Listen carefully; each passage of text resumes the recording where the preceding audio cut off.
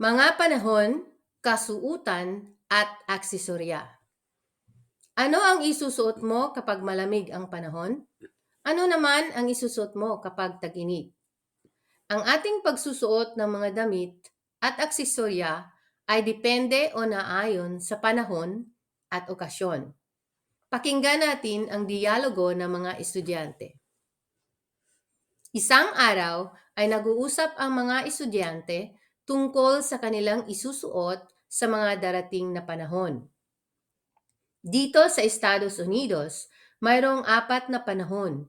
Ito ay ang taglamig, tagsibol, tag-init at taglagas.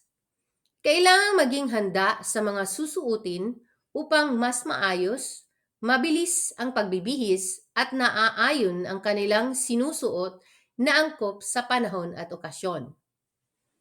Ay, panahon na ng pagsibol dito sa Estados Unidos.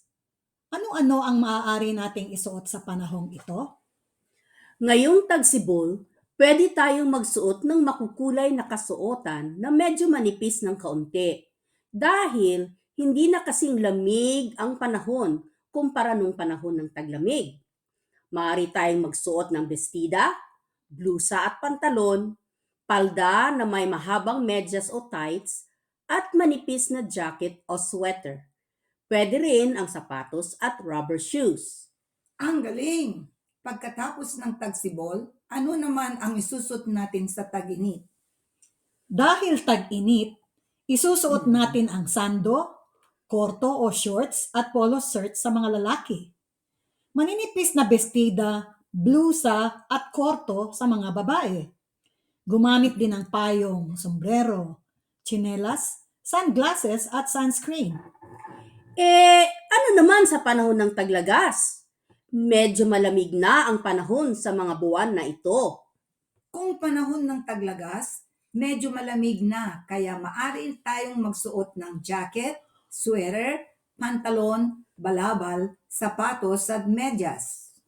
Sa panahon ng taglamig, kailangan magsuot ng makakapal na jacket, sweater, pantalon, guantes at bota. Kailangan din ang makakapal na medyas, balabal, at beanie o knit cap.